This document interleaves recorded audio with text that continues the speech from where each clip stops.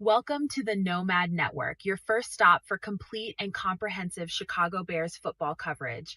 Dive deep into analyses, updates, and all things Bears. Subscribe to our YouTube channel today and never miss a beat. Thank you in advance for your support. We promise to bring you the best because together we're unstoppable. Go Bears!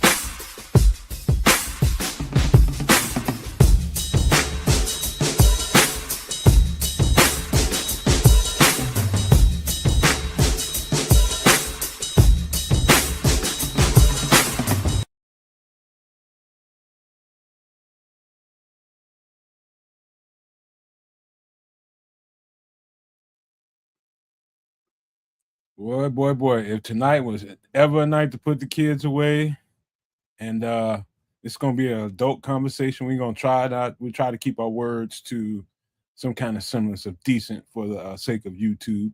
And tonight, man, is not a welcome in, you guys. Everybody that's in the comment section, not in the comment section, everybody just watching from afar, wherever you are in the world.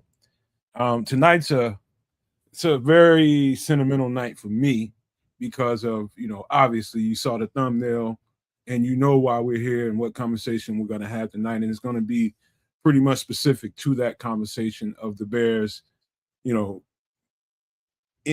commitment, not nothing is concrete right now, but in front facing to the public, they have committed to moving to Hammond, Indiana. And I'm not happy about it. I got a whole bunch of reasons why. And I'm not going to hold back tonight. I'm going to speak my mind. I wanted to just produce the show because I'm so pissed off about the whole thing, but they invited me to be a part of the conversation. And I'm going to do my best to be a little bit civilized tonight, but I'm extremely pissed off about this whole thing. Not going to hide it. And without further ado, let me go and give a bounce pass to Kevs tonight, man. And we'll see what Canada's thinking. What it do, y'all? It's Sunday night. Welcome to Nomad at Night. Yeah, things been normal, except we may be cheering for the Hammond Bears moving forward, or the Gary Bears, or I don't know what y'all want to call it, but it should be at least an interesting topic of conversation that we sort of been trying to somewhat sidestep and avoid because, man, like you'd think that they would have got something done. But anyways, I'm gonna throw it down to my brother underneath me, and we'll start this general conversation. Glad to have you with us. Well, not yet. Do some pleasantries out first, and do a little bit of that. Sure. Yeah, pleasantries, human. It's all kind of the same thing, but I got to start out by giving a peaceful journey, a rest in peace to Stacey King. The announcer for the Bulls, as well as former player, the man you see there on the string. I always saw him as Jabba the Hutt, and his announcing partner Adam Amin was like the little Jabba, the little rat thing, because Stacey was like huge and he was little, but the phrases, the catchphrases, the nicknames, the energy, the authenticity, the realness that he brought to over 20 years of some sucky ass basketball teams, beside watching him, contribute as a role player for 3 championships during, the Jordan days. So, knowing that he had some illness a year or so back, but he was recouping from that. He's back on the road, and then just out of the blue, it's like Stacey King is like, oh, for fuck's sake, why can the people that we don't like or that have negative contributions to the world or that are just bad people, why are they still thriving? whereas just genuine souls like this one who always had time for the quote unquote little people, who would always take the time to, get into, the Twitter arguments, to be gone, just so early, give me the hot sauce. Indeed, Cornell. You know what I mean? It's very sad and one of those gone too soon situations, but he went when his time was up. So, peaceful journey there, Stacey King. Quato, I don't know what is being said on BCP. Doesn't really matter to me. I don't really care what he's saying. But anyway, man, you talking about you want to hear a fun fact? About a year or so ago, when I was still on Twitter, communicating with Stacey King, kept it to myself. We had several conversations. Found out he's a big fan of Io as I am. I watched his whole high school career. So did Stacey. Watched him at Illinois, and then lo and behold, he becomes a Chicago Bull. And so we got kinship through that. So me and him was in DMs just talking back and forth about that. But little did I know, Stacey King was a football fan. Not only that, he was a Bears fan. Not only that, he was a fan of the show. He knew all the characters. He one little I wish I think I deactivated that account. I don't know if it's even still there. But in one conversation, little exchange, he was getting on trips about one of the crazy dishes he was making. He said, "You tell that guy he's gonna mess up somebody's stomach." Some shit he said. I can't remember exactly how he said it, but he knows all the characters. He knows kids, knows who Triple R is, Chef Trips, and all that stuff, man. So he liked to watch our stuff when he's on the road in a hotel, and it was gonna come on the show. But at the time, I think it was around this time, about a year or so ago, he was going on vacation with his son, I think, or sons or something. He was going on vacation with family. And he said that when he came back, that he was going to make some arrangements to, try to put it together because he did want to come in there and talk a little ball. And so, yeah, man, interestingly enough, I didn't even say nothing to nobody because I wanted it to be a surprise. And wow, man, this one really blew me today, man. It really, really blew me. You talking about bringing color to the color commentary in Chicago basketball. He definitely did that, man. It was fun. Even if like Tripp said, even you watching sucky basketball, it's fun to watch the broadcast because of him. I mean, he was just uniquely qualified to bring that kind of flavor to the broadcast, man. It was fun watching him. My girlfriend got a kick out of it every time she would come back here, and she just giggle every time he give one of those little catchphrases. So, man, it kind of stung, man. It kind of stung because I did want to. He would have come on the show. He would have come on the show. We'd have probably mixed it between Bulls and Bears that day. But man, wow, man, this one really blew me today, man. I found out about it around 2:00 today. But man, rest in power, big bro. That's all I can say. I'm finding out right now, real talk. I didn't realize. Big ups to and condolences to him and his family. Always a tough loss, these types of situations. So again, Chicago lost a good one here in Stacey King. Man, this one was definitely funny little story. I don't know if you guys remember a cat named Randy Brown. That West Side Baller. There was in Olympia Fields, Illinois. There's a little club, a little grown up kind of club. One of my homeboys was begging me to go to, and I never really wanted to go to it because this is a little too grown for me, man. Like older people, man. I'm like, nah. He's like, come on, man. I'm telling you, it's chill. It's a nice little mixture. And lo and behold, I went in there the first time and I enjoyed it. It was a nice, chill atmosphere. So I went back and go to the bar. Guess who's sitting at the bar? Freaking Randy Brown. And we just kicking it. And for about 4 to 6 weeks straight, there was Randy Brown. This is off season. You know what I'm saying? He's a coach, but he comes back to Chicago to hang out and do his thing. So, you know, the place that the I can't think of the name of the place, but the place was it had a like a little club inside the hotel. So he had a room upstairs and was doing his little thing up there and just come down to the bar. And we would just meet there at the same time every single weekend for about 6 weeks straight, man. We kicked it. He told me all kinds of stories. Knew Stacy, was gonna bring Stacy out there, but he could never get Stacy to come out to the club so much, man. But man, wow. 6 degrees of separation, bro. Mm-hmm. But rest in peace, Stacy, man. I'm gonna miss that guy tremendously, man. Just what he brought to the broadcast and as what he brought to the Bulls with 6 championships, the role he played in, I don't know how many of them, but he played a significant role in some of them. So yeah, 3. He was there for 3. he, And when he played, he knew his role and he, did it well. He had, 6 fouls to give when he got in the game, and he had energy to bring when necessary. Other than that, he was at the end of the bench, supporting his teammates. I think he was a significant piece at one point in time, a real significant piece, man. Power forwards ain't really power forwards no more in NBA. Like, he was a true power forward. Get down in the post and just go to work on you. So, yeah. I mean, they ain't the same no more. They ain't made like Stacy no more. Right? Because there's certain roles that you have on the game, and you couldn't say that he was a offensive powerhouse. You couldn't say that, well, man, his defensive was like top shelf. No, you couldn't say it's like rebounder. He just did everything good. And he stepped up when needed to step up, made plays when he needed to make plays, and was vocal in the team huddle or locker room when necessary.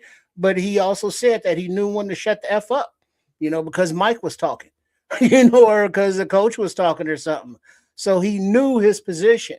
When the fans have been getting on the Bulls organization for a while now, because of the teams that they've been putting out, Stacy would catch a lot of arrows on Twitter, for being a company man, for carrying the Reinsdorf's water. And he would say repeatedly, look, my job is not to disparage the team.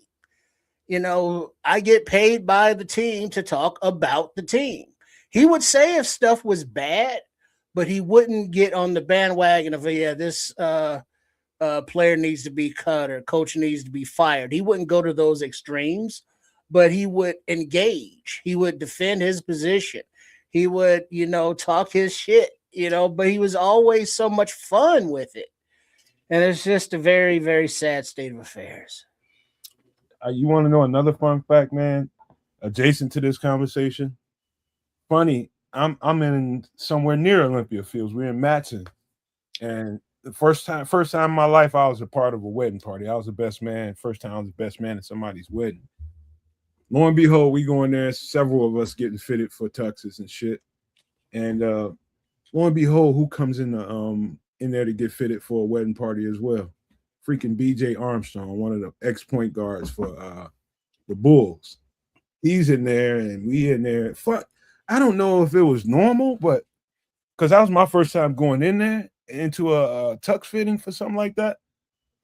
But we was in there, everybody. I don't know if BJ was, but everybody that he was rolling with, about 8 to 12 of them, was drinking. We was all drinking in my camp. All of them was drinking, man. We was in there just sitting around, just chilling, getting measured up, fitted for stuff. And man, it was a good time. He was telling some stories in there too, man. But he also knew Stacy really well.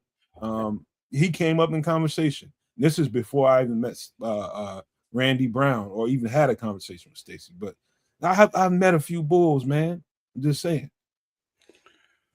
Yeah, man. Sad.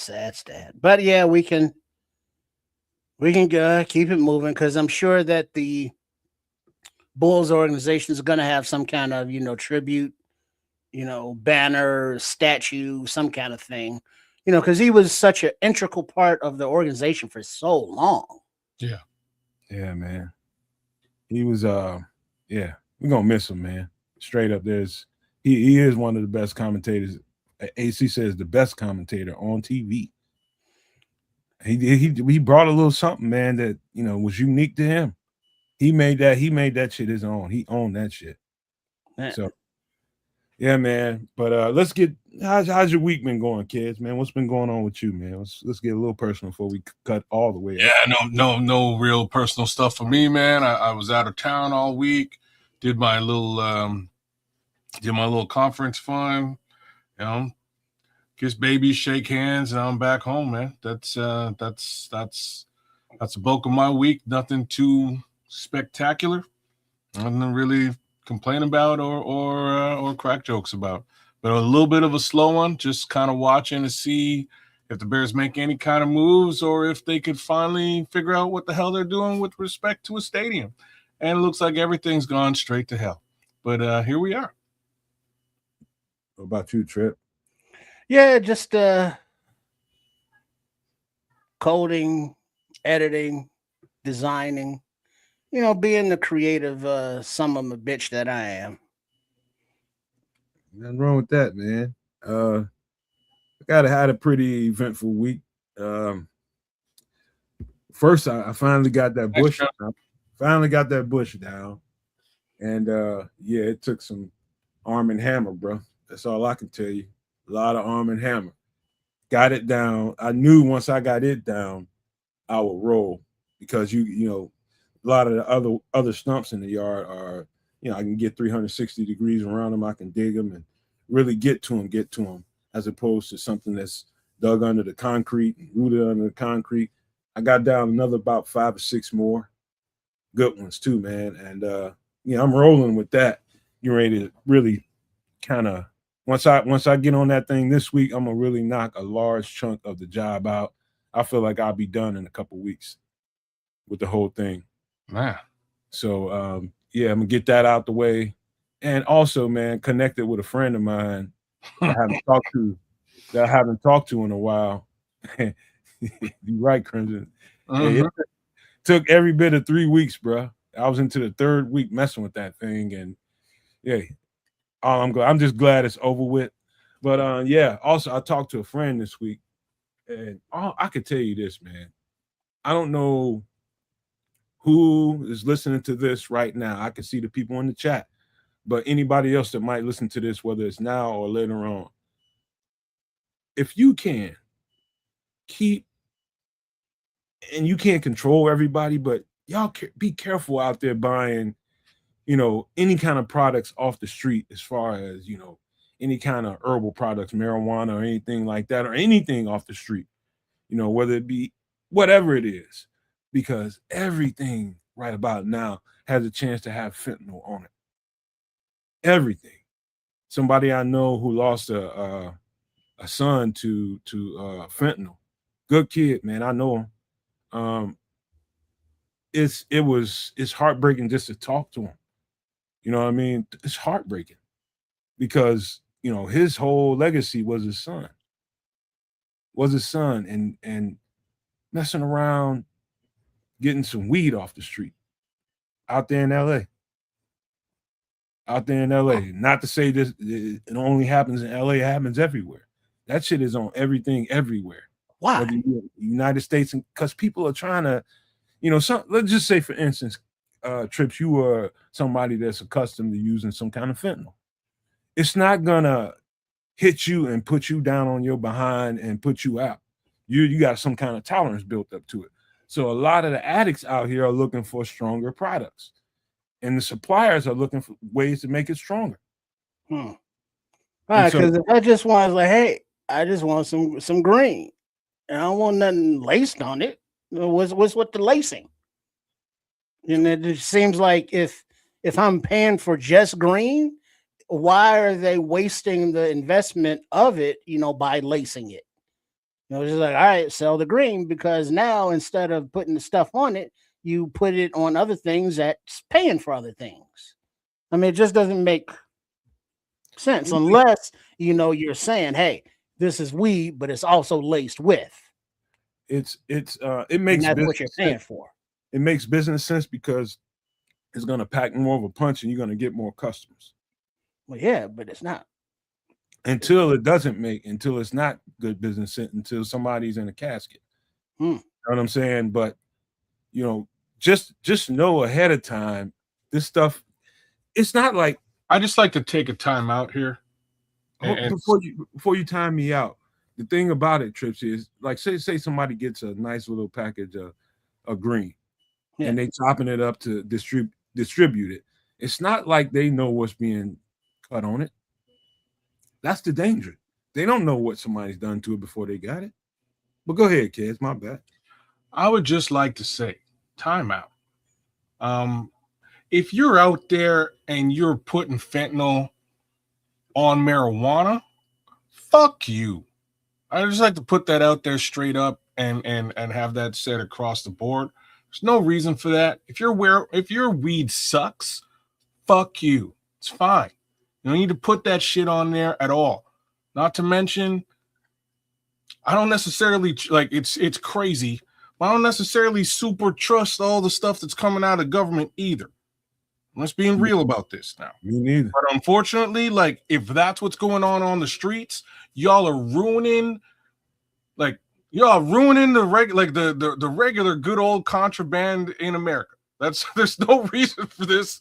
There's no even you're poisoning the poison. You're poisoning the poison. Like even Nomad, you're saying like I can understand the business savvy here. It is the most ridiculous business savvy thing to ever do, ever. You know, people ain't trying to get like. If you're gonna go, you're gonna go grab some weed. You're grabbing some weed. You're not trying to lose your shit or die off marijuana. Nobody's trying to do that. It is a natural plant. Either curate the plant the way the plant should be curated so people can get the buzz they expect, or don't do that. Sell them straight up fentanyl. One or the other. Don't mix that. There's no reason for that. There's no reason for that. If you think you're gonna make $20 more selling weed, you're really not gonna. Just sell the fucking fentanyl. Sell crack, sell whatever it is, and get your paper.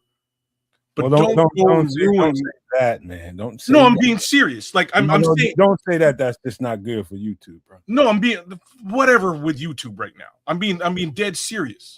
If that's what you're trying to do, if you're a dealer out there on the streets, you're trying to make money, get your money, man.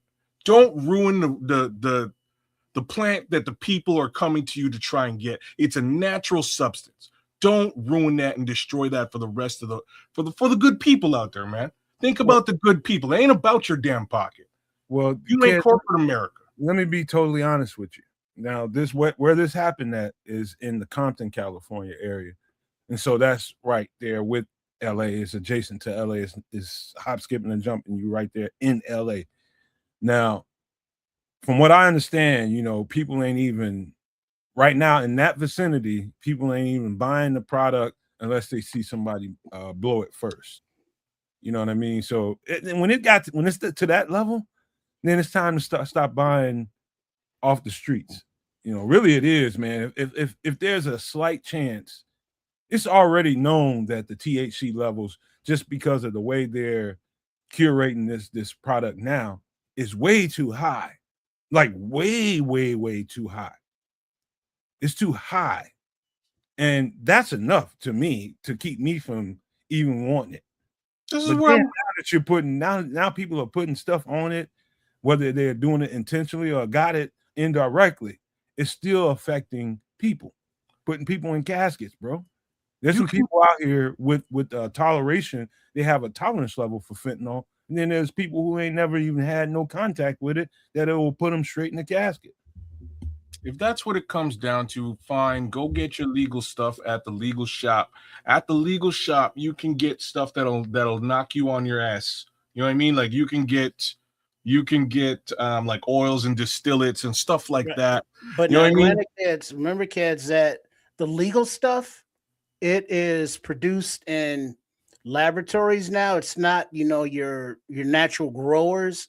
You're not getting the strains, like from the cannabis cup or, those kind of things. You're getting the stuff that they're creating to have, certain levels of the Delta 9 and the THC. That's why I'm mad. That's why I'm mad, Trip, because like at the very least, you could theoretically go on the street and get something that's more or less grown naturally and can get you and you get a buzz from actually at a cost-effective rate. Like that's what the sub-market is all, that's what the black market is all about. If y'all are destroying the black market for yourselves, that's what I'm trying to say. That's why I'm upset. Right, you know what I mean? That's why I'm upset.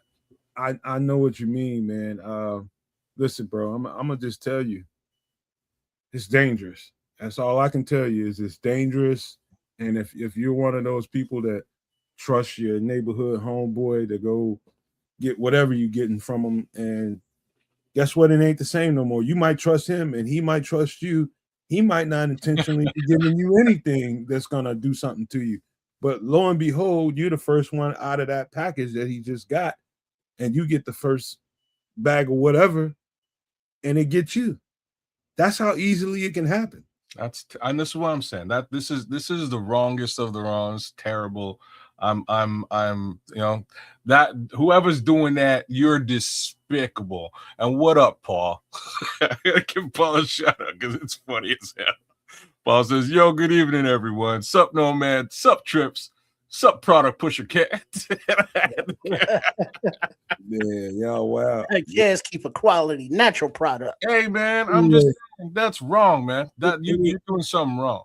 Anyway, it's put my man in a bad place, and I never heard my man like that. Never heard him like that. He actually he does podcasts and stuff because he's in a lowrider club out there, and they got a whole thing going on out there. And you know, if I said his name, you would know exactly who I'm talking about if you're a fan of lowriders because he's very popular. But man, dude, just imagine that. Just imagine that. You got a good kid, you raised him right, you did everything you're supposed to do with him. He's going about his life the right way, gets a bag, tainted bag, and that's it. Brutal. Imagine what that would do. He didn't deserve that. He didn't deserve that at all. Yeah, we can see you, Ron. I got you, Ron. We can see you. Yeah, and now you know now. But there are, you know, already imprisoned drug dealers that, you know, sold not for selling drugs, but for selling laced drugs. You know, whether, you know, these dealers knew or not that the weed that they got and were selling had the stuff in it, it doesn't matter. Because if those, you know, people died or, you know, whatever illnesses they got, the ones that sold them the weed are now on the hook for it. So, you know, even though they may not have been the ones that physically put the fent in there, you know, they sold it. So, you know, unless they can, you know, flip upstairs to who, you know, somebody who they got it from, you know, they gonna carry that whole weight. And Like, they wasn't even trying to do that, and they didn't even know the stuff was on there. Oh, that's messed up. Hey, Trips, the sad thing about that is I've seen this shit happen to cops. Cops would be on a stop, pull somebody over, locate some shit in the car, dog, find it, and you got to pull it out and inspect what it is. Open the shit up, and it put the cop on his ass just by being in proximity to it and having close contact to it. Put him on his ass and make him fight for his life. Yeah, well, that's why there are rules for searching now. You know, you never, when you see a white powder in somebody's car, it's like, oh, you know, this must be, you know, coke or, you know, something like that, heroin. And then they open it up and it's arsenic, you know, or something, you know, a deadly poison. So there are, you know, there are protocols for handling suspected, you know, drugs.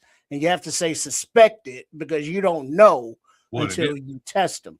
But you have to treat it all as if it's something dangerous. So, you know, back in the day when on the TV shows, when the cops will make a drug bust and they open up the bag and they dip their finger in it and go, oh yeah, that shit's pure. You know, yeah, that's a no-no in real life. No, you don't. It's really at a point now where I thought it was going to be at, where you can't. The market, the governed market of that kind of product is becoming so much bigger, they can't afford to have people underneath them, you know, trafficking this little stuff, man. And I think it's some intention here. Well said, Doc. Well said. Because like what is really happening, given what I just described, is they're destroying the black market. The black market is being destroyed. It can't like the potential side effects of legalization, you know, that my homeboy and hero Peter Tosh was singing about, among many others, is that unfortunately the contraband black market disappears, and everybody got to go get a job, right? Like these are the downsides to legal marijuana. There are others, but that's a major downside. But strangely, the black market still exists because what's been happening, especially in Canada, what I can, which I can describe, because Canada is full of growers, actual growers. The stuff that they're not selling and hasn't been licensed and might not have passed the regulations and things along those lines gets put into, it's shipped out the back door to the black market, and it moves on the black market. It's kind of how it works in Canada. And the same thing's been happening here, man. There's unfortunately been a couple of folks who have smoked a joint laced with fentanyl in some capacity and just didn't survive the situation. But what that does ultimately is it makes sure that people move completely away from the black market and put their money into taxed marijuana. Right. So what I'm hearing is, the weed dealer that Nomad is talking about, yes, Howard Hall, is getting the weed from his source, but somebody along that chain is lacing stuff and destroying the black market, driving more people to the legal government control market. Is that what I'm hearing, kids? That's exactly what he's saying. And on top of that, it's definitely not just happening with the marijuana. And so, and just to give a little quick pit stop before you go, kids, in the conversation with my man, he wants to go crusade and take it to Congress and try to get marijuana legalized across, and he's not thinking right. Oh, I see what he's not thinking right. I'm like, dude, I said, if it's legalized across the country, you just basically you're giving government more power right now. And and that's really, it wasn't the right answer for him, but right now he just wants to do something because he's hurt. And I understand it. And he just wants to get it legalized everywhere. And if it's legalized everywhere, a part of that legalization should be that people should be able to distribute it to and fro from each other, from one person to the next, without a legal consequence. I say, if you want to go crusade for something, go crusade for that. Okay, that's very interesting. So I don't know what the regulations are in the state of Illinois, etc. I can tell you a little bit. Please. It's about an ounce. You can have about an ounce, something like that. Can you grow your own? If you have up to 3 ounces, I believe. 3 ounces or 3 plants? 3 plants. It's ambiguous to me, kids. To be honest. Yeah, I think it's 3 plants. I think it's 3 plants. And, whatever that yield is. I think it's 3 plants as well, because again, like you would probably get 3 ounces from a single plant. You might be able to yield more than that from a single plant, and that's hard to delineate. So 3 plants, you can get a pretty solid take. I think it's something along those lines here in Canada as well. And that being the case, you can share it with your neighbor. You can give it to whoever you want. They can grow their own, and that's technically the way that it is, and it would be fine. Again, the real downside is kind of along the lines as to what you were sort of describing there, Nomad, and it's just that if there is no black market, everything is going to the government, and you are actually empowering them. Now, that might be a beneficial thing. In my opinion, I'm not, given the Canadian situation, I don't know what they're doing with the money. This is my reality here.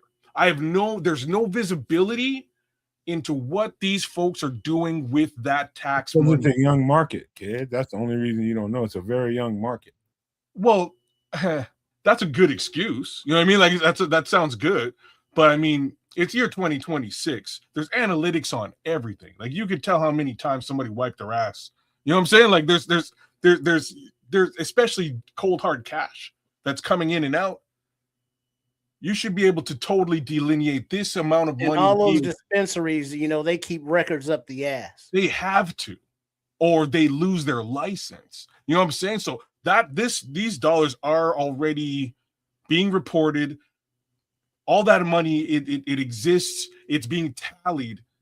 I just don't know where it's being allocated to by the government. Like once those you know what I mean? Kids, Once those dispensaries, I know you're talking about Canada, kids. I don't know where it here goes. in the state of Illinois, we had I'm old enough to remember when they started the lottery, and how, you know, the proceeds from the lottery were going to help benefit the public schools.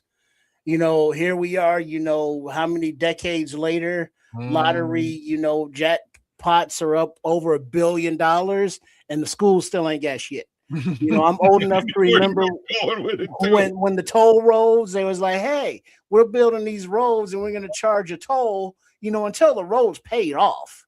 The road's been paid off for years, but they have new methods of saying, oh, you drive right through and we take your tolls. You don't have to go to no toll booth operator. You ain't got to throw no money in no basket or nothing. We'll make it electronic. We'll make it easy for you. Toll's been paid. The toll road been paid off for decades, but we still paying. So it's one of those governmental things, whether it be in the U.S., in Chicago, or in Canada, it seems. Hold on, kids. I heard somewhere, and I think, and I'm just talking about the state of Illinois. Mm-hmm. It's only been legalized for since somewhere around 2016, 2018, somewhere in that time frame. And I was told some time ago that it really takes about a decade for good, legitimate, you know, footprints and background data and all that kind of stuff that you're talking about. And I'm just talking about what I've heard for new things on the market. And talking to people that deal with this stuff all the time, and he just said good data starts to come out about 10 years afterwards because it starts to become consistent. And when he said that, I understood it, because, you know, a market like that, so young, is up and it's down, it's up and it's down early in its existence. And after a while, after about a good 5 years, so why they tell you need a 5-year business plan is for that reason. And so that's why I understand why somewhere around 2028 is when we're going to see solid data in Illinois for that kind of shit. Mm-hmm. So you are correct in what you're saying, but that's not taxes, right? You're talking about the actual positive and negatives of being a dispenser, of running a dispensary, or being a licensed producer. Tax dollars, that money is 1,000,000,000% calculated quarterly. You know what I mean? Quarterly by accountants, by whoever handles taxation within your state, at the state level, or again at the federal level.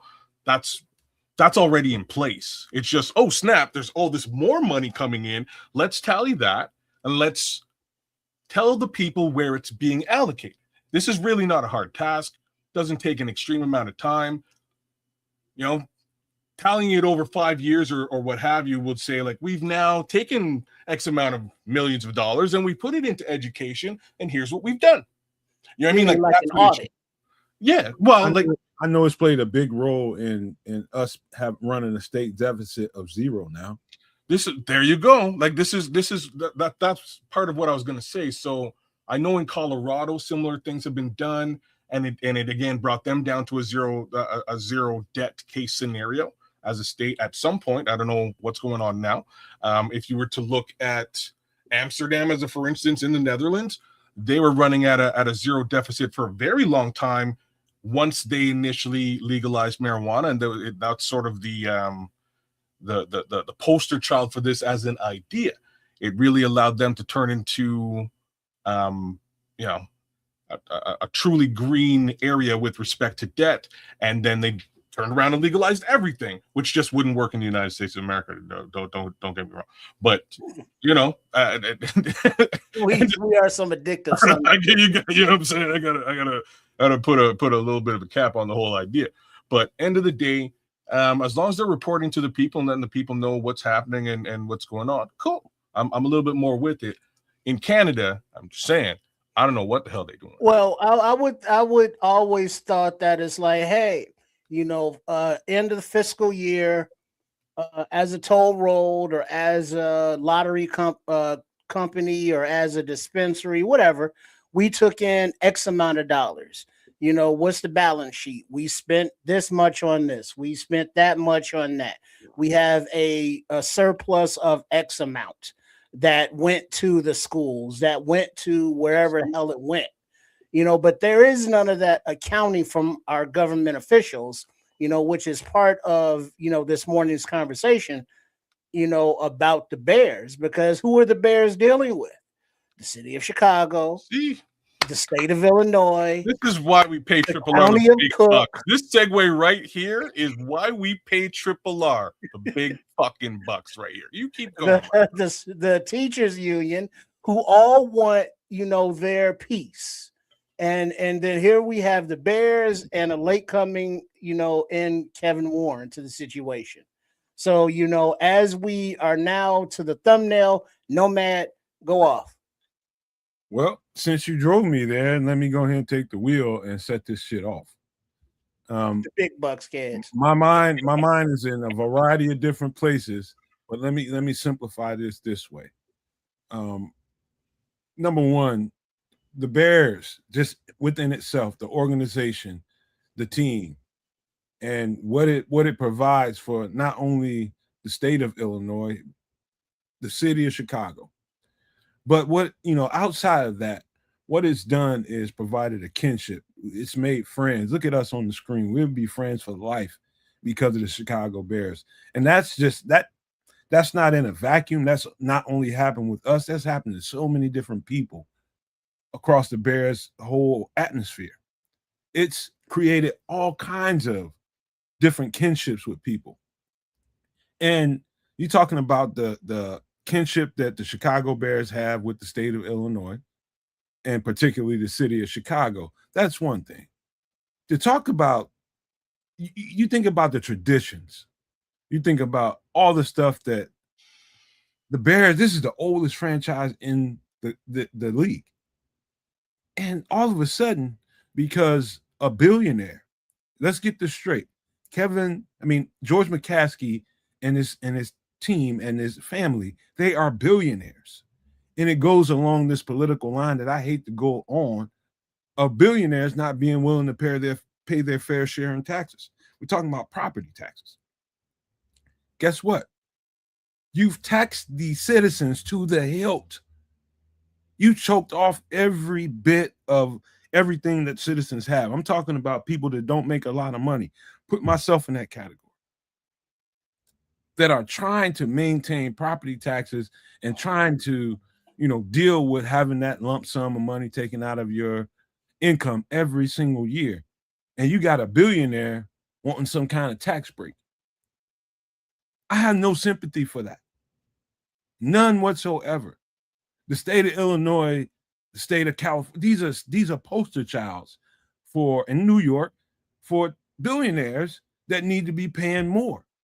They've got all this fluid income and all this money that they're just hoarding that they don't want to give. You would be ashamed to be a taxpayer and find out what billionaires pay in taxes. Yeah, they got all kinds of colorful ways to hide their incomes and wiggle around tax loopholes and all that kind of stuff.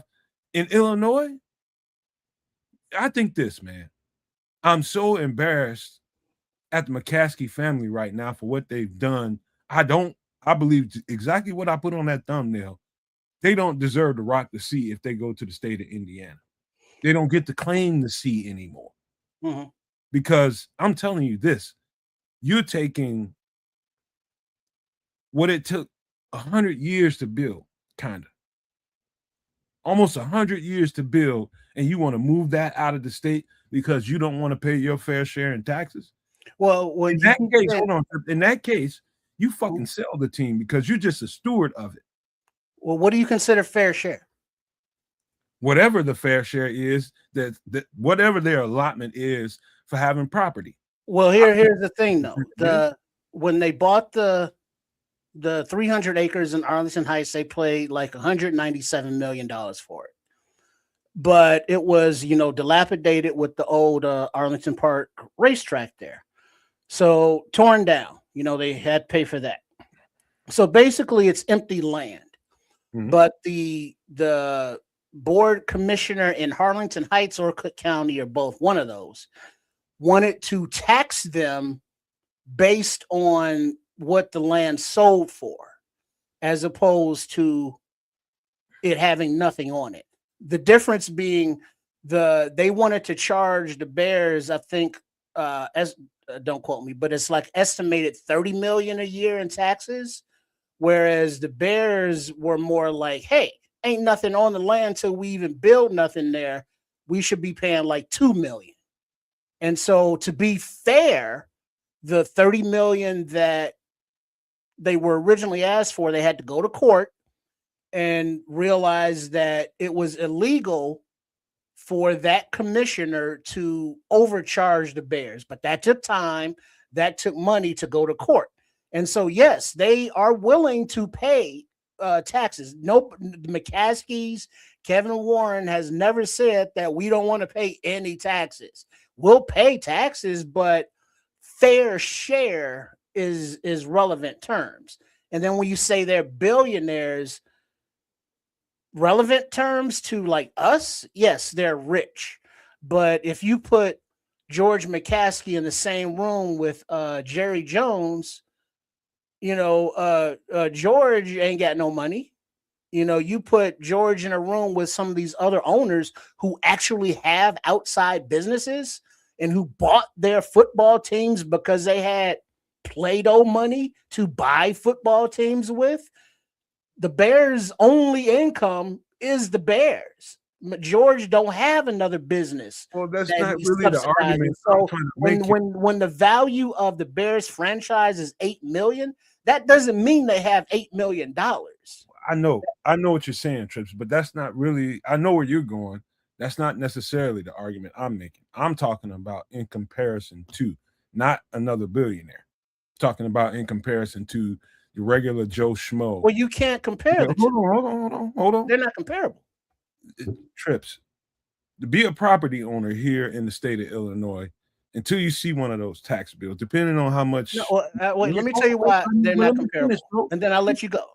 Because I'm saying they're not comparable because as a homeowner, your property, your home, your project isn't going to schedule to bring in millions of dollars of tax revenue. These mega projects like this stadium, it's not just the stadium, and it's not just the Bears that want this, it's the NFL. All of their stadiums have the little entertainment districts around it, the hotels, the restaurants, all of that stuff. And all of that brings in tax revenue. So while yes, these projects get, dispensations or discounts, but these projects also generate revenue that homeowners don't. Let me jobs. What I think where you are and where I am, you're not far from where I am, but I'm narrowing it down to a very small place in comparison to, like, per capita, any billionaire across the United States of America. They have set up through state legislatures, through federal legislation, and all kinds of ways to keep them from paying any kind of taxes. You know what I'm talking about? It's the American way, they say. Right. It's like, but that's got to change. You're gonna lean on the citizens to the point where the citizens gonna get to a point where, no, dude, I ain't paying no taxes. If we all decide not to pay taxes, what you got now? It's like, if I gotta pay this amount of money versus the amount of money I make, it's okay for me to let go of that amount of my income that I really need for all kinds of different things. But it's okay for this guy to get a tax break because he's a billionaire. That's been the American way. That's where I am. Right. It's not really about so much him next to the next billionaire or what they make and what they have liquid capital wise versus it's really about cut the bullshit and pay your fair share of whatever the taxes say you need to pay. Just like everybody else that's a normal citizen of the state. And because you don't want to do that, and because you don't want to be in that category where you got to pay, I don't agree with what you said talking about they needed to pay $30 million in property taxes on something that doesn't have property on it. Yeah, I understand that they need a break for that. Now, everything else, once they start to generate, property on that land, now it's time to start paying the piper. But I'm not any kinds of sympathetic for a billionaire. I don't give a fuck if it's George McCaskey or his mama or anybody else. I don't care. I'm not sympathetic to that. Here's the thing: their fucking share. George ain't sympathetic to you. Know that you're a steward of a team. Yeah, that's it. But look at it, where the team is still headquartered in Hallis Hall, and like look at Kevin's Warren aspect in this. The taxes, where it's like, no, we're not paying $30 million. And now, they had to deal with that, so you're saying, okay, that's fair, that they were overtaxed. Okay, fine. Because not once that they say, we're not going to pay zero taxes that I've seen. The Illinois state politicians may have said it, but not the Bears. Can you go to and try to get a tax break? Am I going to be generating millions in revenue? Yeah. I asked you a simple question. Can you? And I gave you an answer. There's Can another you lobby for a tax break? There's another side to the question you're asking. Like black and white questions seldom exist alongside black and white answers. The Bears are trying to do this, and in doing so, they will be generating jobs and revenue for the state. Therefore, they went to the state and asked for a little bit of a break. Triple R ain't going to be, making money for the state or creating jobs. So if Trip goes and says, hey, can y'all give me a break? They're going to tell him to go pound sand, just like they would tell his next door neighbor. Now, here's where, for me, complete outsider, I honestly don't necessarily care, but here's where things kind of fall off the rails for me. And it's got a lot to do with what Paul Rodriguez just said here. All right, I'm going to read this out. I do not know for sure what the McCaskey family has invested. If I owned the Bears, I would definitely have invested money in real estate, stocks, etc., making more money for yourself. And this is where I'm a little bit confused with this entire thing. And let me map this out for a minute. Give me a minute. So the way that I'm looking at this is that the McCaskeys have no interest in sort of wheeling and dealing potentially with other capitalists. They want to own this thing themselves and potentially get the people to pay for it, right? And get they're not flush enough to do that. But what they are doing, kids, they are getting private financing. They're getting private financing from who? Private financing. They opened it up because on their board it's all of the McCaskeys and the Ryan guy. Yeah, and the Ryan guy is the one that just built the Northwestern Stadium in Evanston. He's on their board. So because they're not cash rich like that, they have opened up a private equity thing to buy the authority to pay for the stadium, and then the Bears would pay rent to that authority, basically paying themselves back. Fair. Now, so that's how that would work. This is a piece of it, but on the flip side, like the McCaskeys, Bears board et al., they basically sat around for 5 years where they could have been building and making money off shit. I'm just saying this. Well, you say sit around. Why do you say sit around? Well, hold on. I'm gonna tell you why he said sit around, and I'm gonna tell you why Kevin Warren was the exact wrong person to get involved in this. Kevin Warren's a lightweight. You really needed to hire a lobbyist. That's a power broker here in the state of Illinois that can go inside a congressman's office, go inside a senator's office in the state of Illinois and know how to move and shake some things. And perfect example would have been somebody like, even though people might like him and might not like him, but you can't take away the fact that he's a power broker. And him and his brother is the Rahm Emanuel and his brother would have been the perfect person to go and do this, because that's what they've done their whole lives, go in and make deals. What is Kevin Warren's history? His resume? He's a lightweight. He's a lightweight. He did this in Minnesota. He did this in Minnesota. He built a stadium in Minnesota, got that done. But then, and now, where is the Big Ten in relation to where they were before he got there and left? And he's done some good business deals with them as well. So he now the history of him is like he's an asshole to work with, but he was successful in Minnesota. He was successful with the Big Ten. Now he wasn't hired by the Bears when they bought this land. That was Ted Phillips. So Ted Phillips did all of this before Kevin Warren was even a thing in Chicago. So Kevin Warren, now this is the Cats thing, like 5 years. All right, so they came in, off the rip. It's like, instead of paying $2 million a year, we want $30 million a year in taxes. That's before anything. So now you got to go to court. You got to deal with that shit.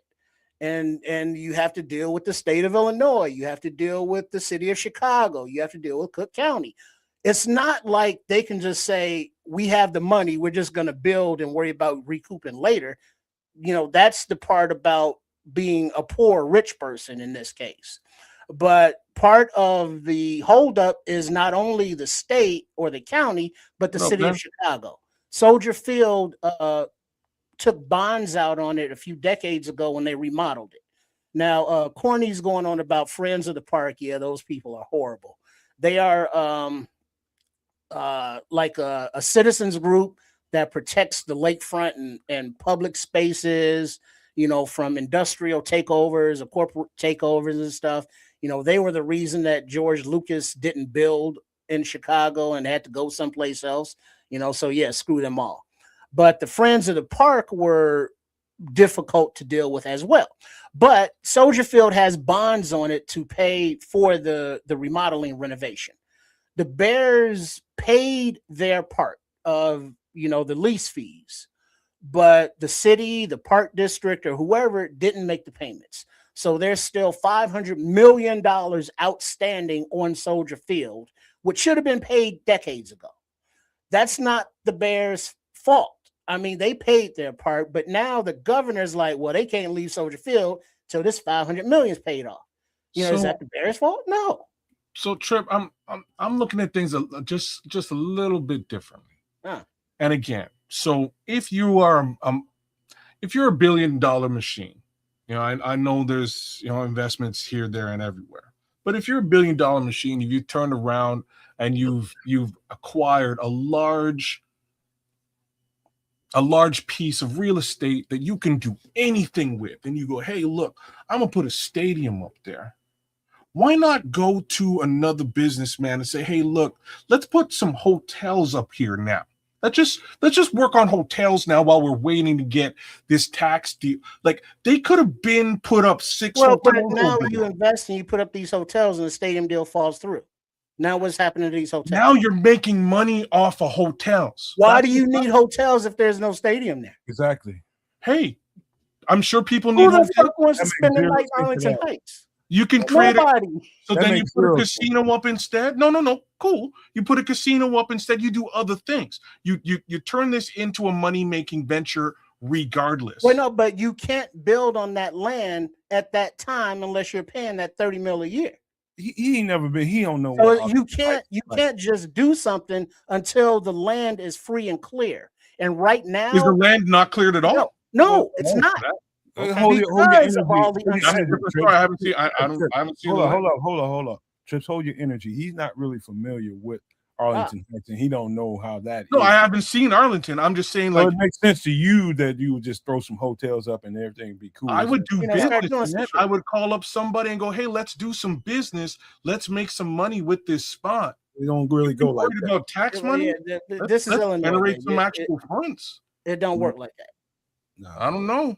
Because first of all, they're not going to proceed with stadium accoutrements without having the stadium locked in. And now based on that, there was no leverage for the Bears when they were leasing out Soldier Field because there's So- not enough just square footage of land in the city available to make a whole NFL village. So Well, Arlington Heights will be perfect. So now Arlington Heights was like, oh, they want to move out here. We're going to tax their ass. I And could so tell there was you- no. I before can tell you why this thing failed, and I'm gonna tell you exactly where it went wrong.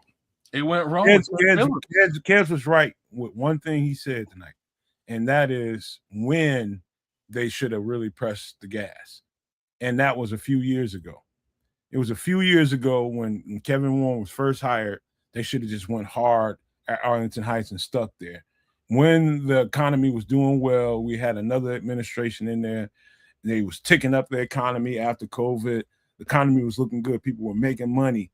And now they couldn't have never really foreseen where we are right now, where, you know, it's getting really, really bad now. And you're talking about a bad economic situation where people are paying high prices for gas, groceries, and all that kind of shit. And what does a billionaire look like going to these people talking about, hey, I need you to tax your citizens a little bit more to give me a tax break? That's going to be fucked up. And that's exactly what it is. They waited too long. And now this climate of the economy is exactly the wrong time to go. But that's not on the Bears, though, no, Matt. That kind of is. But How it is. is not? Hiring Kevin I'm going Warren. to tell you how it is, though. Why you go purchase the land? Huh? If none of this is in, like, if none of it, so That's Ted Phillips. in like commercial real estate, stuff like this happens all the time, right? Like from a zoning perspective, oh, it's not zoned for commercial, it's zoned for residential. You can't put you can't put businesses up there. You got to put houses up there. It's very similar in that respect. Why would you buy the fucking land then, bro? You know what I mean? If you can't get the tax break that this is where I'm going with this. You know what I'm saying? This is where I'm going. Why would you buy the land in the first place if you can't get the tax break that you're looking for? You should have been just having this conversation. If you saw Arlington, you would understand. And then also at the time, the commissioner in Arlington Heights or Cook County, I can't remember which, he inflated the tax burden. You know, before it was legally in the window to do so, it was all illegal. So when I guess when George okayed Ted to buy it, you know, it's like, all right, $2 million a year in taxes, whatever. But then between that time and when Warren got really involved, that went from 2 million to 30 million. Holy and so now it's like, well, we can't, you know, operate with this and under these parameters where they're just making up numbers and shit. So, you know, now it's politics. Now he being Kevin Warren is going back to Chicago. Are there other viable sites to try and create some kind of leverage to try and find some kind of deal? Because either it's stay on Soldier Field and keep paying that lease, or move to Arlington Heights on the land that they bought and, you know, pay whatever taxes that the state, county, and teachers union want. But I look at it as though, hey, Kevin Warren came in this situation. Now all of a sudden, even though it's in Indiana, that's a hell of a deal. So as president of an organization with feelings aside or tradition of being in a state aside, the deal that is offering may screw the Indiana taxpayers, but that's not Kevin Warren's problem. Kevin Warren's issue is to get the maximum value for this stadium deal for the McCaskies and the best deal they can, you know, as NFL representatives. And if that's in Northwest Indiana or if that's in Arlington Heights, the NFL don't give a shit because they got teams all across the league, names on the jersey that they don't play in. You know, the Jets, the Giants, San Francisco, Dallas, all of these places play in different places. And when the commissioner Goodell came in and walked the Northwest Indiana property with Warren and McCaskey during one of the playoff games, it was like, oh yeah, they're serious about this shit, because the NFL is like, yo, it's been 5 years. We missing out on money. You know, can we get this in process? And so here we are. This is why I wanted to just produce it, because Trips and Kez want to just keep going and going. And I understand it. That's why I wanted to be in the background. But let me read this, what Crimson said. He says they aren't. He said they weren't asking for any money for a stadium when this all started. They wanted tax certainty. I'm gonna underline that part: tax certainty and infrastructure. They plaid on spending $4 billion. Let's go back to tax certainty. Okay, so what they wanted was a flat tax. They wanted a fixed tax rate, and so whatever you're going to tax me, I want you to keep it there. And so I'm gonna tell you the difference between somebody getting a fixed tax rate and somebody's taxes fluctuating, like a property owner like myself. Y'all don't know what the fucking tax bill is going to be based on the economy and based on what the budget is for this year. My shit looks different every year. They wanted a fixed tax rate. Whatever you're going to charge us tax-wise, we want it to be fixed, is what they're trying to say. And that's not realistic. That's not realistic for me as a normal property owner. Should it be realistic for somebody like, no, man? So, well, from my understanding, that's what Indiana is giving them, though. Well, that's where things get a little bit dicey. Indiana kind of turned around and said, you know what? We'll make sure that the tax situation is amicable for you. We're opening our doors for you to come here and set up shop. So the real question after they do that is, what's Chicago? Like, what is Illinois going to do? And apparently the answer to that right now is abso-fucking-lutely nothing. Well, from the Los Angeles Rams, that Sophie Stadium, from my understanding, they have not a fixed tax, locked-in tax rate, but they know for example, it's 10%. But it's not 10% forever. Every year it goes up 1.2%, or it goes up a percent as time goes on. That makes sense. And like, you're talking about probably one of the most heavily taxed regions in the United States of America. If they can make it work in California, because it's one of the more populated states in the country. It's just very true. It's the way it needs to be. But the thing that irritates me about everybody that's like, it's Warren's fault, it's the Bears' fault, it's this fault, it's that fault. For 5 years, kids, the state of Illinois has known that the Bears want to do this. Yep. They still have yet to pass some sort of a bill that addresses it.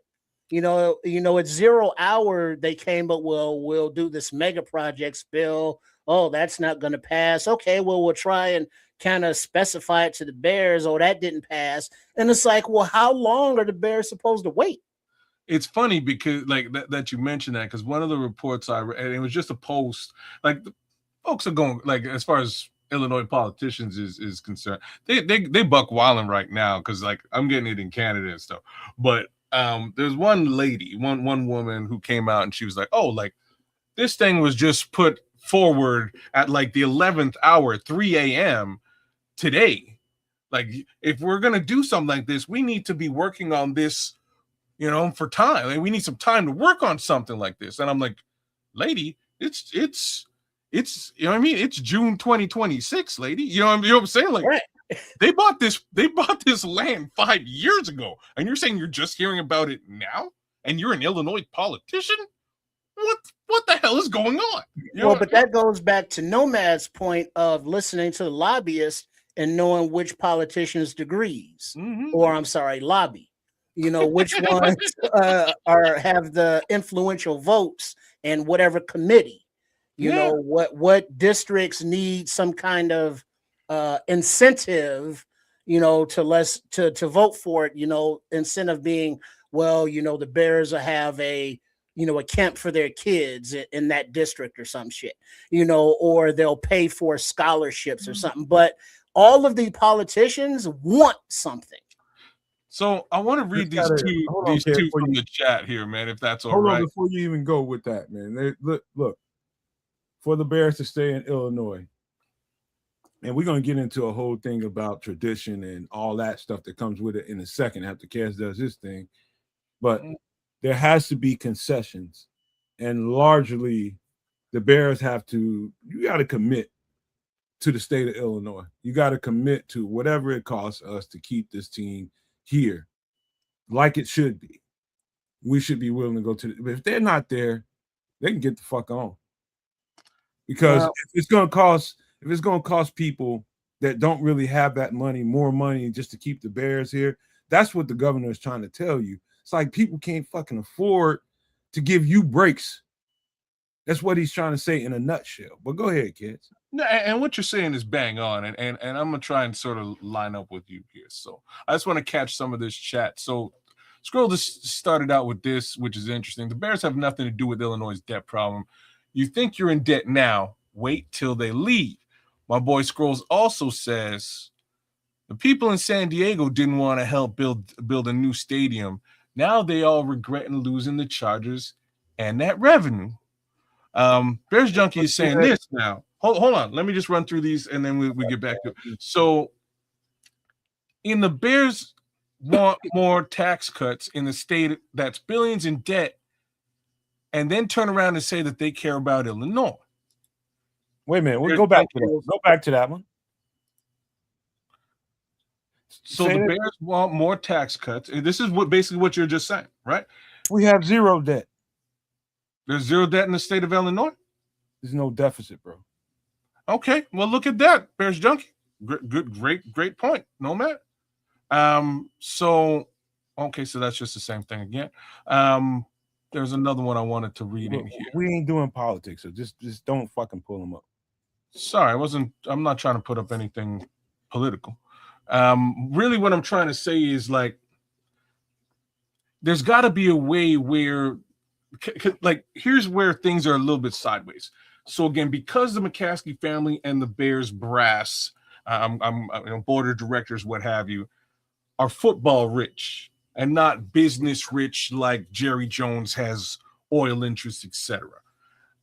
It's going to be a little bit rough for them to pay that $30 million in tax money up front initially and might need some level of subsidy. But something along the lines of what Trips was saying for SoFi is if you sort of ramp it up and give them a tax break initially and ramp it up as things sort of grow, they start to see revenue from, a Super Bowl or concerts or what have you, like all the additional, college playoffs, the additional revenue that they could be making with this, again, hotels, casino, etc. Then you ramp back up and you charge them more, and in some capacity, push that back to the state. I don't know how this all shakes out or what the conversation is, but that makes more sense to me, right? They can't just be grifting off the general public, which is the feeling, but maybe temporarily to give back to the general public. That's my 2 cents. Well, but that's the question I get, for Nomad Kids and the chat. Going back to Red Baron's comment about the people of San Diego that didn't want to pay the taxes. Mm-hmm. Now, as a non-billionaire, believe me, I understand. And I'm not simping for billionaires or saying that they should not pay their fair share. My point is the project that we're talking about, that kids started listing the events outside of football that will bring in all kinds of revenue. The concerts, the Final Four, the college playoffs, the Super Bowls, and these are hundreds of millions of dollars in revenue that the state will enjoy. In the beginning, do you give a discount to somebody that's going to bring in that kind of revenue for the next 20, 30 years? Because guess what? It's not a handout to billionaires. It's an investment in this property. And guess what? As a Illinois resident, I want Arlington Heights to succeed because all of the revenue that's generated stays in the state. All of the jobs that are generated are Illinois residents, whereas there are city state commissioners that represent the city, and they're like, hey, good point, Trip. Fuck Arlington Heights, because if they move to Northwest Indiana, that's still close to my district in the south side of Chicago. So we're still going to enjoy some of those benefits. So you have people within the state that are fighting against the state. you know, whether it be city officials and or state officials. It's like, yes, you want the Bears to be committed to Illinois, but I would argue that as long as that Indiana deal has been on the table and that it hasn't been wholeheartedly, you know, embraced, because the Bears kept giving the state time and time and time, and now it's just, the Bears have made it known, hey, we want this deal before summer. We want to put shovels in the ground if we can in the summer of 2026. And Indiana was like, we good to go. You know, we got to pick the location here, but we good. Illinois is like, we didn't get to it. We'll get back to it in November. You know, that is not a commitment from the state of Illinois to the Bears at all. You got to come up with something. Let me say this, man. Before we get into the traditions of Chicago, the state of Illinois, and what it means to be a Chicago Bear. State of Illinois and Chicago have everything to do with what I'm about to say, but I'm going to park that for a second and get to just the bottom line.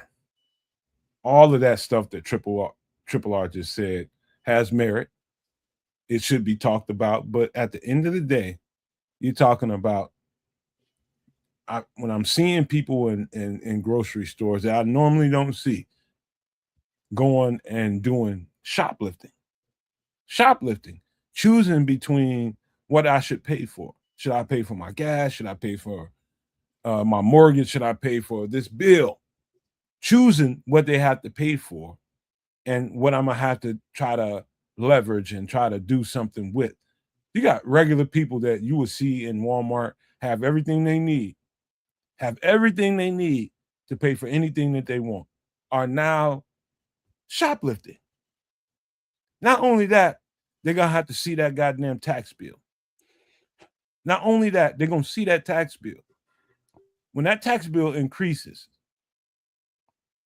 that you can't explain that away to somebody that sees that literally has to see that every time I open up this tax bill, it's fucking increasing. And now it's increasing because of this. No, man, you can't explain that to people that really struggle to get by week to week, month to month. Fuck entertainment. We're talking about people that need a break, tax-wise. Look, so I'm interested now. So, like, they could levy a Bears tax, which again would hurt the people. But in the end, they could, when this thing is in place and it's actually generating funds, they could institute a Bear refund and actually give people back money. Like, this would be a little bit different than Tell that to a woman that got to go fucking steal tampons. Well, no, but they've already done that, kids. Say what now? Tell that to a woman that needs to go steal tampons this week. Well, yeah, I'd like to talk to her. And pampers and all that good shit. that's not a Bears problem, though. I mean, that's her being poor problem. You increase So hold on. Here's But what I'm talking about is a Bears tax is the aforementioned Soldier Field bonds and stuff. The city was going to pay their part by a 2%, hotel tax, a 5% restaurant tax, taxes like that would target the people coming into town, fees and stuff more so than the actual residents, because the residents aren't, staying in the downtown hotels like that or eating in the restaurants like that. So there was some kind of, not discrepancy, but difference in how the tax was collected, quote unquote, for Soldier Field. And from the other deals like Indiana's, there are ways that they are taxing everything in the entertainment area that's not going to reflect on like property tax. Any of that go back it's to property the tax people. specifically, bro. It's property tax specific. If you a homeowner, is where you're gonna fucking feel this. I'm just asking, does any of that act like, I understand how it's coming out. Is any of it going back to the people with respect to the previous, with those bonds, etc.? Because I know for instance, in Green Bay, the people pay the tax and they're part owners in theory, of the Packers. But FG. I don't think they get anything back for that ownership, and that's my understanding. Right, there's no return on that investment. There's no return on the investment but other than supposedly the return on the Soldier Field investment, you know, after the bonds were paid off, the Bears paid their part, and those increased taxes were supposed to pay the city's part and the park district, but either those payments were never made, or the city made the minimum payments with now this, you know, $500 million outstanding balance. So there's no residual income to kick back into the community or to the taxpayers. But, you know, I tried to wonder, it's like, well, how the hell is Indiana able to offer this kind of deal, you know, that is going to put the burden on their citizens? You know, they already got one football team, and that's not paid off yet in Indianapolis with Lucas Oil. But I haven't seen the actual financials. But whatever the deal is that Indiana is offering, they have to have some sort of a schedule to where they show when they recoup that investment and when the state starts turning a profit. So whenever that is then it's like, where does that profit money go? Does it go back to the citizens? Does it go to programs? Where does that go? So they have a fucking something a little bit different here. Like I to be honest, you know why I'm here. Wait, what's that? Where did he go? Why is he so mad? I don't know. I'm not sure either. But I mean, I'm suggesting something completely different.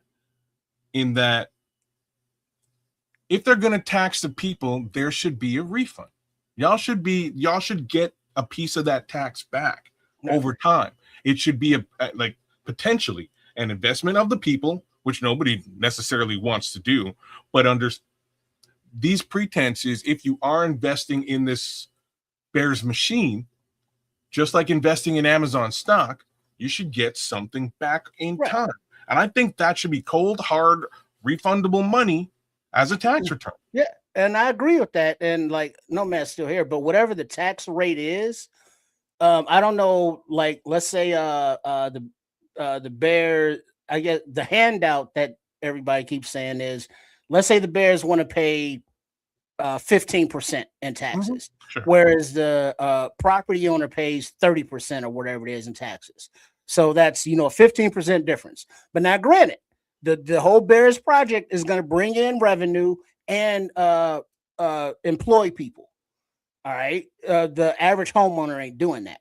But to Kids' point, once the project is now paid for and profitable, instead of, let's say, all the money going to the resident, I would suggest that instead of saying a rebate check or anything like that to residents, property owners, it's like, hey, instead of paying 30% in property tax, we're going to reduce it to 20. You know, bring down that actual property tax that Nomad is talking about. Because right now there is nobody talking about once these we haven't even gotten to the point where we can talk about the revenue from the mega projects. Illinois can't even get a mega projects deal together. But talking about Indiana, once they get to the point that they're profitable, instead of like divvying up the money there, just put it towards those tax rolls. And instead of the woman who can't afford tampons, you know, not having to worry about getting extra absorbent, paper towels, now her tax burden is less. So I don't know how they're going to divide that up. Give her a job. Hold on. Fuck this, man. This shit is way so far into the weeds. We're not really acknowledging some things. The reason why Indiana is so attractive to the Chicago Bears is because they have a supermajority in their state legislature, as opposed to Illinois, who is, you know, you got a nice balance of this, you got a nice balance of that, not getting into the political part of it.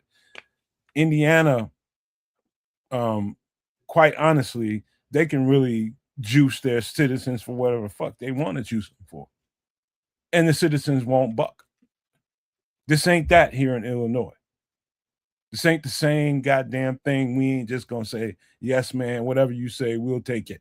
That's not Illinois. Illinois is super diverse, super duper diverse, and it should be. And it should be a diverse conversation, and the conversation should go. And that's what it is in Illinois.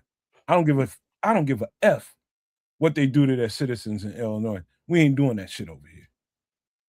Well, And if the Bears are too weak to maintain a legacy that the Chicago Bears, the fans have created for them, this is the state of Illinois who did that for them. If they can't be obviously aware enough to know exactly where everything you got came from, take your pussy ass to Indiana, where you can get everything you want over there. But take that fucking C off your helmet. That's how I fucking feel about it. Fuck them. And I don't understand why still. And I'm telling you why. If we all have to go through it here in Illinois, it's a diverse state. You have to go through it too. I don't give a fuck if you're a billionaire and you got a team that we all covered over here. If you can't deal with your fair share and what you need to take care of in your responsibility, like we all do when we see the property taxes, the people that can't afford it, like myself, I can't afford the new tax bill I'm about to get, but guess what? I got to figure out a way to fucking pay it off. So it sounds like you're pushing off your poor issues on them. No, I'm not. I'm just talking about diversity and equity in the whole state. And but do you agree that they bring in money and you don't? Listen, I'm talking about no matter what your income level is. Diversity means diversity. Whatever income level is, pay your percentage of what you need to pay to the state to keep this thing rolling. All right, question though. You're not you specifically, but the average property owner isn't going to hire the amount of people or bring in the revenue that this project's going to bring in. So that doesn't count for anything. That's beside the point, really. It is. No, that is the point. How is that beside the point? How is that beside the point? Because who's hauling that goddamn extra taxes? It's the people who own property in the state of Illinois. And then who's going to benefit once that's there? Who said that we're going to benefit from it? No, he's saying that you're tax breaks for us. I know what you're saying, but what Trips is saying is that he ain't no fucking homeowner, so he doesn't understand it. That doesn't come on now. That doesn't take actual ownership or non-ownership. If you see one of them bills, you will understand it. No. That's so to make it so that you understand where he's coming from. Your view is actually at the homeowner level, where again you purchase a home for your family. It benefits nobody but your family, right? Like the benefit is in your family's proliferation within the home, and potentially the home's appreciation in value. That's the benefit. It doesn't help Jeff get a job. It doesn't help put more money into the state outside of the property taxes that you pay, which is the same property taxes that the guy next door pays, right? Difference being maybe his house is worth more or less. At this scale, we're talking about jobs and money generated. So that lady who's stealing tampons, lady who's stealing tampons could potentially get a job and not steal tampons anymore. You got good energy, kid. I'm just saying that it's just a different conversation. I understand them. As a matter of fact, when we first started talking about this on the show, that's one of the things that was really, really attractive to me is what it could produce. Mm-hmm. That's not to me, it's a separate issue than what we're talking about, reasons why the Bears moved to Indiana, and that is property taxes. And, property taxes, as opposed to, it's a different kind of tax when you're talking about, I forget, there's a whole nother name for that kind of tax. When you're talking about intellectual property that was to be surrounding the Bear Stadium, there's some kind of luxury tax involved there. You know what I mean? People making big money on that kind of stuff, casinos, hotels, and all that kind of thing. Like licensing fees? No, that's different too. I'm just talking. There's another tax bracket for that. I'm talking about people who deal with nothing but entertainment. There's another tax bracket there. I'm talking about the specific physical property that they will own, that they will be running business out of, has to be taxed to a certain level so that people like myself we're not getting leveraged. We're not getting that extra burden. And I understand that, hey, if you just hang in there for a little bit and pay your level of the taxes you need to, maybe someday that they'll give you a tax break. I don't believe that. That's a good answer. I'm just giving you the Canadian answer, and it's the tried, true, and tested Canadian answer. In Canada, they raise their taxes all the time for absolutely no good reason. And what they do is they go, hey, we're gonna charge you an extra 7% at the store, just because you bought shit. You're gonna buy shit, we're gonna charge you 7% for buying it. So you go to the store, you buy it, and you're mad, but in the end, they throw you back a couple of bucks. And when I say in the end, at the end of the year, every year, they throw you back a couple of bucks, and they go, okay, so we've used your tax dollars for X, Y, and Z. We're in surplus in this respect because we've taken 7 from you. We're going to give you 5 back, which is better than 0. I still bitch and moan at the store, but at least I'm getting something back. So this is just me sort of saying there's a way to do this, right? And I've experienced it. There's a way to do this where you give the break to the Bears. Once they ramp up, you take the breaks away. Now they're generating money and they can actually afford to pay that $30 million a year, and it's fine. And now you kick some back to the people and you help that lady you send some money to that lady, man. And you help her, you help prevent her from stealing tampons. And that's what I'm talking about. It's just a tax refund, and whether you can actually do that in the state of Illinois, whether Illinois is prepared for something like that, I don't know. They're not, but because that's the thing, kids. Anytime there's a surplus, there isn't. They put it in their pockets, that's what I'm saying. And that's on every level. The city, the county, the state. Mm-hmm. And I agree with you. That's what happened to the Soldier Field money. It was not only the cronyism or just straight up theft, but just misspent or lavish expenses, or projects that were doomed from the start that cost a lot of money, just wasted, if you want to use that word. So stolen, cronyism, wasted, that's millions of dollars right there, and I'm just talking about the city. Then you add in the state, then you add in the county. So you got all these different levels of government that all want their lobbying. They want their respect. They want their due. I think there are 15 to 30 commissioners in Chicago or commissioners in the state. So theoretically, I think a lot of people are upset with Kevin Warren and the Bears because he didn't play the game of Illinois politics, meaning he didn't pay off the people. He didn't, know how to do this, how to do that. And it's like, well, understanding that all of the people that want the payola, they're full of shit. And if he doesn't want to deal with them, it's like, no, I'm not paying you. I'm not paying these commissioners off. What's going on in this state? Hey, Indiana, what's really good over there? So that sounds like what Kevin Warren did, and that's why everybody's pissed off at him, because he refused to play their game and pay them off. I got a different way of thinking about it. And Trips, bear with me here just really quickly. Good. I would be remiss if I did not mention, the history of this country and what this country is founded on. And the legacy of billionaires and people with a lot of money being able to slide through and not pay their fair share. It's a legacy here in this country. They have not been held accountable for anything. Smurder, taxes, anything. And all of a sudden the tide is changing. And I see that tide changing, and I see the gas heading that direction. I'm not getting off of it.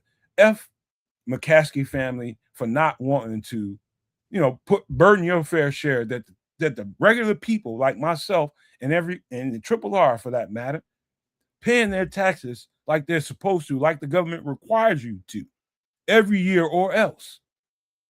Until you become, and I apologize, Trips, if it came off the wrong way for saying you're not a property. I probably shouldn't have said that.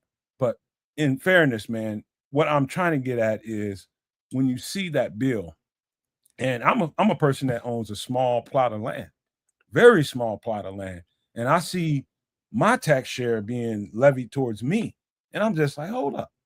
And you mean to tell me these mothers is paying what? That's gonna just automatically evoke some kind of emotion, which is why I wanted to kind of stay in the background with this show, because No, I mean, it's good to let that emotion out, because that emotion that you are feeling, is the same that I'm sure hundreds of thousands of other property owners are feeling the same way, because there's been a lot of sentiment of, well, fuck the Bears, or they're billionaires, they're rich, or they should have some kind of solidarity or tradition with Illinois. But at the end of the day, Kevin Warren wasn't brought in here or hired to worry about the quote unquote feelings of people. He was brought in to get this stadium built, preferably in Arlington Heights. It didn't work out. So now Indiana. But the difference that I'm seeing is, while you are rightly more concerned about your pocketbooks and your day-to-day expenses and tax bills, just from the perspective of Kevin Warren and the Bears, the Indiana deal that's on the table now versus the one that doesn't exist in Illinois is, over the course of the time of the deal, is like a $1.5 to $2 billion difference in what the McCaskey and that whole project will make versus Illinois.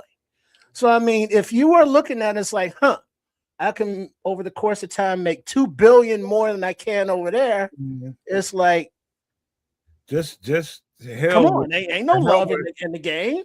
To hell with history, hell with legacy. It's a business. Hell with tradition. Just leave the burden to us. And guess what?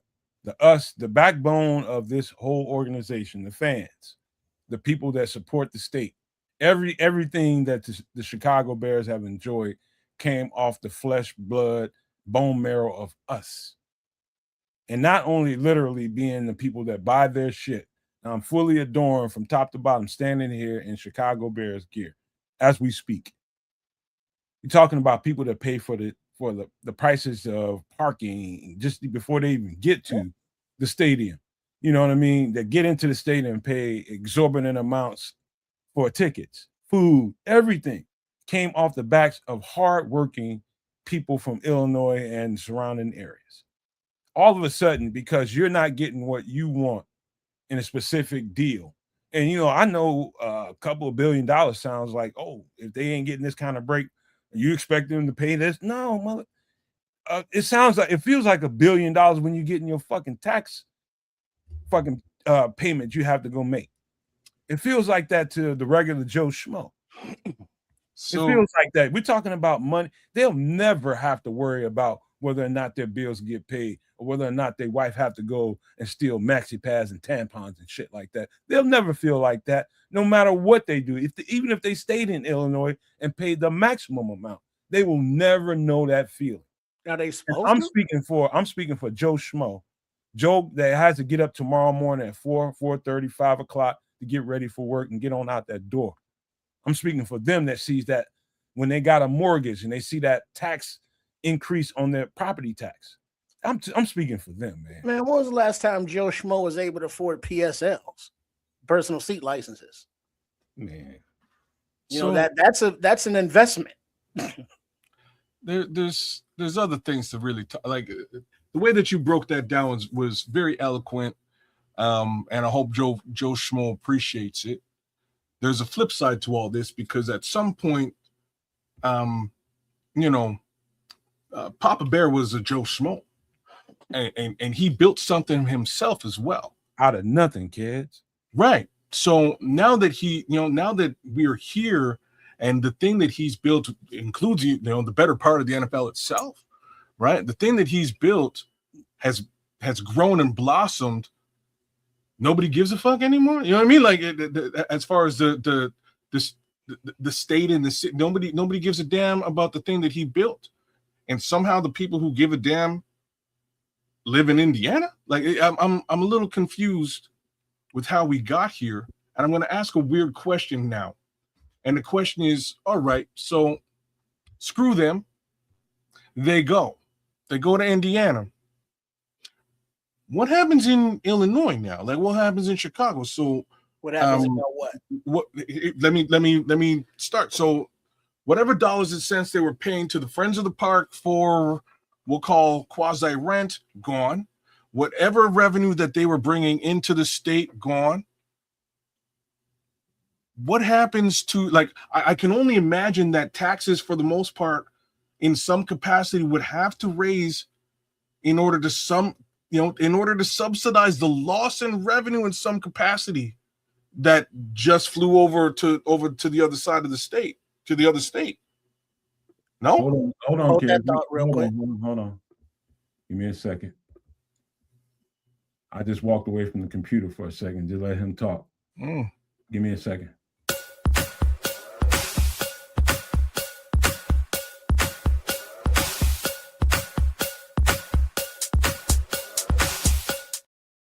Anybody want to read that? Go ahead. I got it. I got. You want to go? Go ahead, Catch. Okay, Dante Purify, 1999. Thank you, Dante, man. Big ups to you. Illinois is too expensive, he says. True. The Bears are undercapitalized. Simple solution will be Bears, one, selling a piece of the team to private equity, or two, sell the whole team to a rich ownership group, or three, Indiana deal. He's fucking right. I mean, he's speaking directly to when you don't have the liquid fluidity to do what the Bears want to do, and kind of, supersede, when you got enough money to kind of supersede what the state is asking from you. If you don't have that money, to me, the righteous thing to do is what Dante is kind of saying. Then you find somebody and you sell that team to somebody that can keep it in the state and they can handle that tax fare. Cornell Bryant, get the goat in the algorithm. Sorry, continue. To what Dante is saying, just to legitimize what he's saying, is I fuss with people, in the past about talking about the Bears need to sell the franchise, and under the circumstances, I felt right with that argument, but now, under these circumstances, I do feel like, okay, you don't mess with this tradition. If you don't have what you need to take care of this and facilitate this, your answer shouldn't be, okay, let's pick up and move over here so we can generate us some more money. No, it should be, okay, let's be stewards of this thing. Let's be stewards of this thing. Let's go on and get what we can get out of this thing and get on. That's what it should be. But, that's not what the way they're thinking. They're just trying to keep this cash baby in their family. Well, in their family. What are you saying, though, man? I'm telling you this.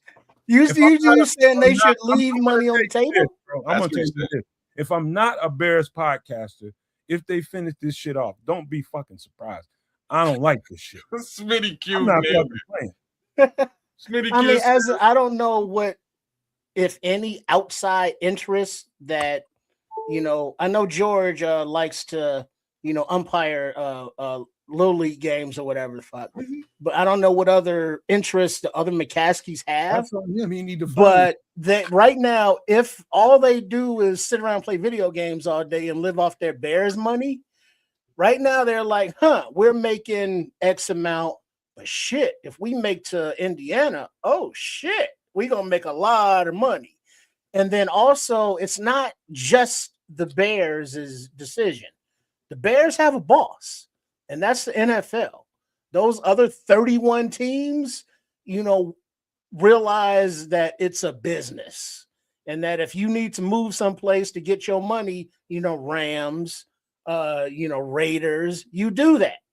So if you're still the Chicago Bears, you're going to a town that, Papa Bear Hallis actually played in 1919. So there is tradition.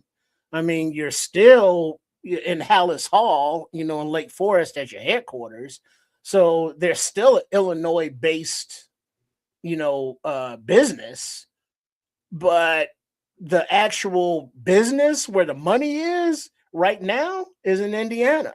And it's like, feelings aside, because when the first inklings of this whole thing came about with the Arlington Heights purchase, I was like, wait, but the Bears play right there at Soldier Field. What the hell are you talking about? But then it's like, yeah, this place is a shithole. Because I've worked in Soldier Field, so I see it. Go ahead, hit that up, Nomad.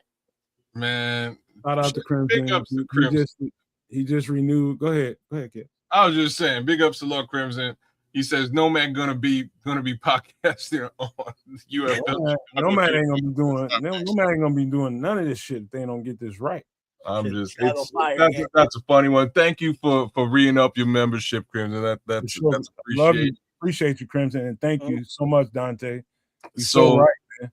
I just got a comment on where Nomad was a little while. Like I hear what you're saying. Should ain't nobody trying to really, like, no businessman is trying to do that. This is a family that, for the most part, has lived off of, the coattails of Papa Bear. Will continue to do so for time. For the foreseeable future. Them just saying, oh, you know what, and throwing in their towel and moving off this is crazy. And you know why it's super duper, like, extra crazy? Is because, again, they're holding this land in Arlington. So they're on the take for $30 million. So you cut out, they're still somehow on the take for $30 million. I don't know how you get around that part. You got to do something with it. And if nobody's willing to build it up or help you build that up or skirt around some of that money, it's a situation. Well, no, from my understanding, kids, that 30 mil of the excessive tax burden was rectified in court, and I think I'm correct when I say they got it back down, or they're in court to get it back down. But even if that tax burden, what do you know? Like to like 2 million or 5 million or something. Cool. All right. Like it should be for empty land. Okay. But they still can't proceed because of the state of Illinois. And this something that we haven't talked about. You can't leverage. We've mentioned the stadium, we mentioned the hotels and the restaurants and all that part, which is part of, what the Bears are building for their entertainment. But the state of Illinois or Indiana will have to help with the infrastructure, because that's not a Bears or a corporation's, purview, to make sure the expressway has off ramps and interchanges, that there's appropriate plumbing and sewage and electrical, that's the infrastructure surrounding, Arlington Heights, of which Illinois still hasn't come up with a coherent plan, aside from the whole stadium authority issue. So it's that the infrastructure stuff is nothing to do with the Bears. Well, I'm saying they have their hookups, but once it gets off that property, that's the state's problem, and they still haven't come up with anything to address that. Well, let me change this conversation a little bit to where I think should have been the beginning of the conversation. And that is, apart from politics, apart from billionaires, and apart from money. This is Jay Grizzlies, and I love this question. Appreciate you for this one, bro. He said, do y'all think if the Bears won the Super Bowl last year, we'd be here today? Let me speak to that specifically. Super Bowl. That's the part that's kind of aside. It's right next to me with the, I vehemently disagree with what's going on right now for all the reasons I said tonight. But a side part of that, and a very strong side part of that, is what a bad time to fucking say some shit like this. What a horrible time. You're talking about, it's been 20 years since the Bears, or just the Bears, have been this energetic. The franchise has been this energetic. It's been nothing but negativity. It's nothing but negativity. It's been a good 20 years since the Bears fan base has had this much energy to it. You talking about a season where we had a breakthrough. In a season we're going into next year, well, we're probably looking at a Super Bowl run. I ain't saying probably, we are looking at a Super Bowl run. And you part the conversation with this bullshit. That's part of where my ire is coming from, man. I ain't gonna lie to y'all. I apologize if I sound really, really negative tonight, but that's just really how I feel about it all. It really sucks to have this much, having spent this much time and effort into putting into the Bears fan base and giving you all this content and making sure that we did that, the effort, the time it spends to create the content, all that stuff, building this franchise up, as a side piece. As podcasters, we're just side pieces. We're doing our part in that way. And the timing of this is so effed around, I can't even describe it. But here we are. Here we are. If we'd have got to the Super Bowl, won a Super Bowl, no, I don't think we're in this conversation at all. I think they do what they have to do because the cachet would already be there. And so, but, that's that, man. But we got to get ready to round this conversation off, man. Yeah, Soldier Field isn't viable going forward. It's just too small, and they can't do the whole entertainment district thing. If they had won the Super Bowl, I think the Illinois politicians would have had more fire under their ass to get something done, because of all the goodwill and feelings. And it's like, yeah, now we want to build in Arlington Heights. And it's like, yeah, and they're going, oh shit, yay. And it's like, damn it, I was supposed to get paid from that. But it's been years. Lori Lightfoot, the little stud mare, was like, hey, don't worry about a new stadium or moving, beat Green Bay. They beaten Green Bay, of course. What was the other one she said? What was the other one, Kid? The other one was win meaningful games in November and then come talk to me. I ain't from Illinois, y'all. I'm just saying, but I remember what so they doing all that. But they did, and this is where I'm going. Politics here. They did all that stuff, right? They did that stuff this past season. They came very damn close to breaking that 4,000. Big ups, Caleb Williams, right? You came damn close, and I bet you, I'm gonna knock on some wood, but I could smell that 4,000, man. It's coming. I don't know about a Super Bowl this year, but I can smell that one. Maybe a Super Bowl. Real talk, though. I think we saw a lot this past season. I think the people of Chicago were walking around with their heads held high. I think they were happy after on Monday morning.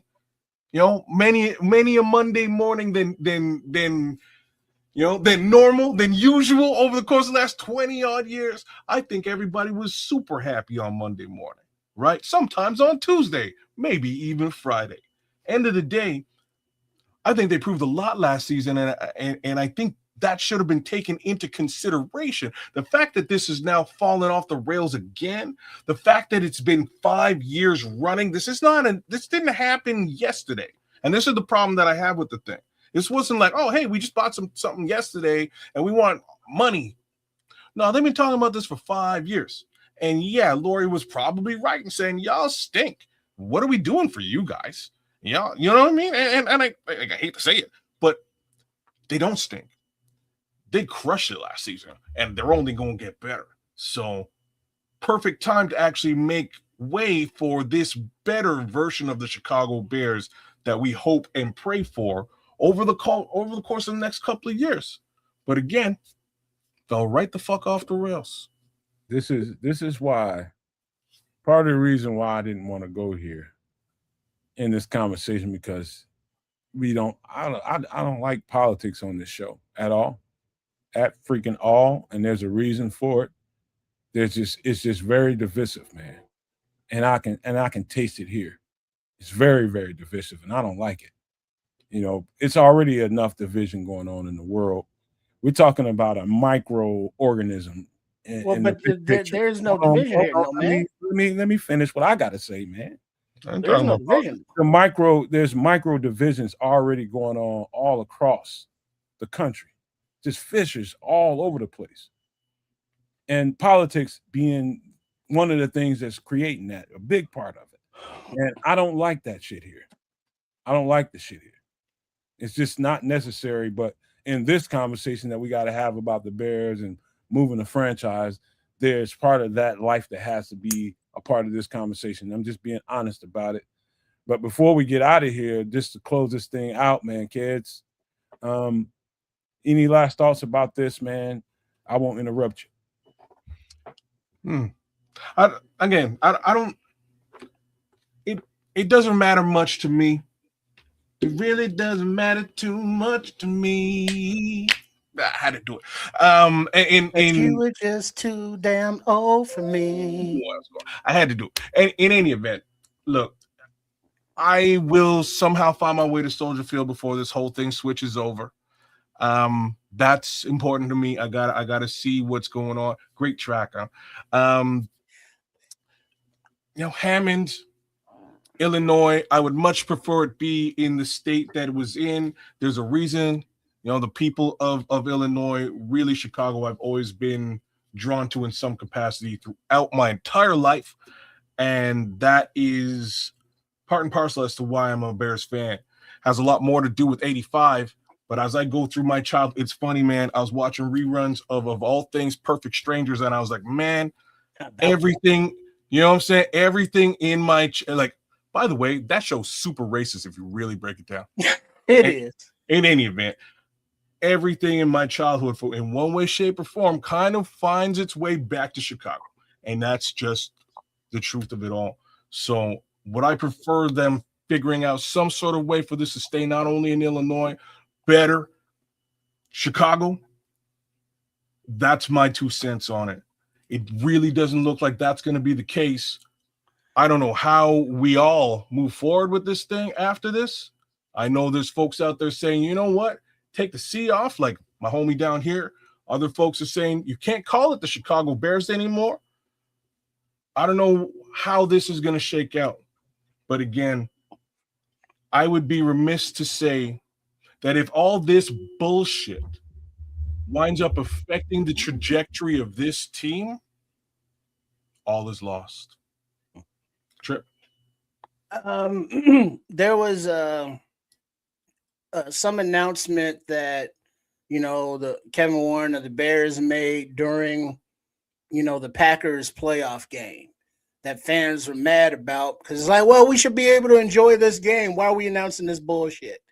And then now, on the tails of Caleb Williams celebrating his Madden cover, we get, this Indiana news. And it's like, well, why the hell can't we enjoy anything for the Madden cover until this? It's like, well, shit. There's things going on that got nothing to do with other things or on their time schedule or even know that they're happening. But from my understanding of that quote unquote vague letter that, a lot of the Chicago politicians and writers are saying that is that they are choosing between sites in Hammond. The governor of Indiana, the mayor of Hammond have come out publicly and it's like, welcome Bears. And Illinois is like, nah, yeah, I'm not going to believe it till their shovels in the ground. Nah, this is just another bluff by the Bears. But Kevin Warren, love him or hate him, he has created this offer from Indiana now as leverage, if you will, if this spurs the Illinois government to get off their ass and have some kind of session to address it. If not, and they move to Indiana, he's created a deal that didn't exist when he got here that is going to make the franchise billions of dollars. So either way, Kevin Warren did his fucking job. So don't be mad at him. If you want to catch feelings because, they're moving to a different state or whatever, that's nothing to do with Kevin Warren. If you want to be mad at the Illinois politicians, and it's not Democratic or Republican politics because it's on both of them. They can't come together and figure out any kind of a bipartisan deal. Republican, Democrat alike, all of them have positions throughout the state government. They still can't work together. So that's not a Bears issue either. So there's blame they say to go around, but I'm still trying to figure out, well, what blame that a stadium's not built yet? Well, it's like, well, yeah, because we see that the Bears are trying to operate and they dealing with all these roadblocks and obstacles. Indiana's there. So whatever the case may be, we should know, I think by the end of June, because there was like an official deadline set. So yeah, and and it would be nice to have a world-class stadium and little village and all that little stuff. Is like, I'm not really into crowds, so I'm not going anyway. I don't give a shit.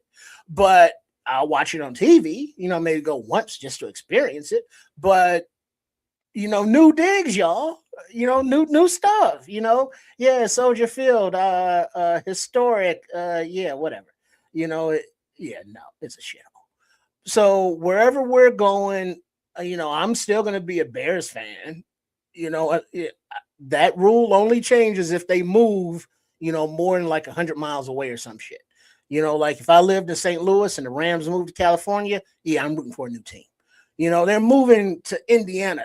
It's right there. I mean, Frank's sausages, Big Frank sausages, perfect Italian meats and deli over there in Cal City. Beautiful food.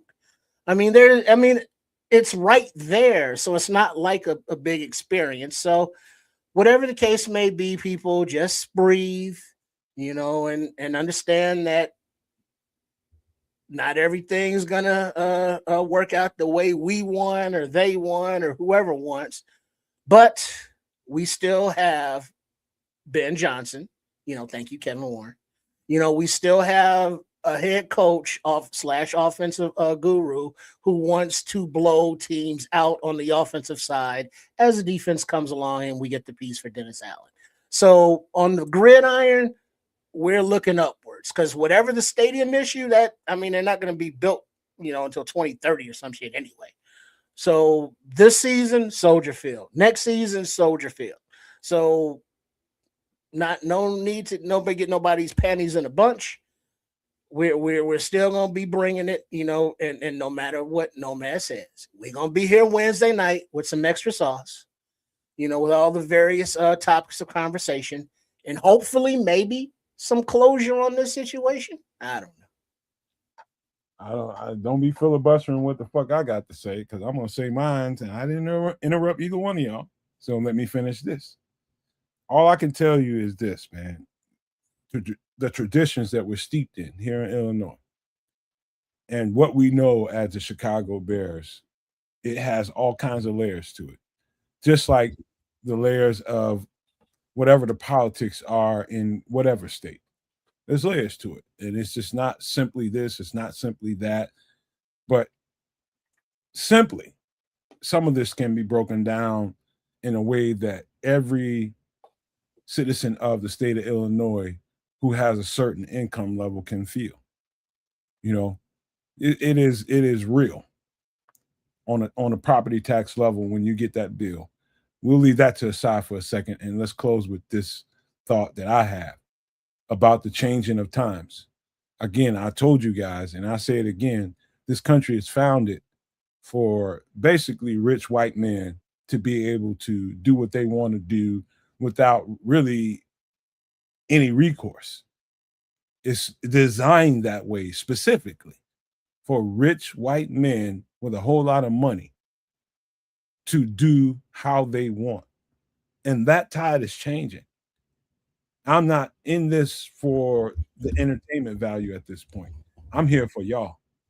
I'm here for these guys on the show. I'm here for everybody that tunes into the Nomad Network, Sports Chicago Style, and also Kids of Canuck. I'm here for all of y'all. I'm here for it. What I'm saying is I can put aside my entertainment value and what I get, gleefully from the entertainment value that the Chicago Bears brings to me. And I can take that and put it to the side and talk about what it feels like what it feels like outside of the entertainment value that the Chicago Bears brings. And it's a particular dollar amount that's going to get charged to us as taxpayers. You know, you can get you might meet any variety of Chicago Bears fans at any income level. It might be somebody that's making $16,000 or less a year, somebody making $16 million a year. Doesn't matter. You're gonna meet them at all different income varieties. How that affects them is anybody's guess to the next person you meet. What I'm saying, I'm speaking for the people that's been taxed to death in the state of Illinois, property tax wise, or any other tax wise. We have paid our fair share. We have paid it out the wazoo. And now that it's time for a billionaire that owns a team that we fucking adore, it's time to separate that from entertainment. And what the Bears are is entertainment. It's entertainment, and it's that. I am not so willing to be entertained as opposed to how much I got to pay for you to entertain me. No, fuck that. Pay your fair share, get the fuck out of Illinois. That's how I feel about it.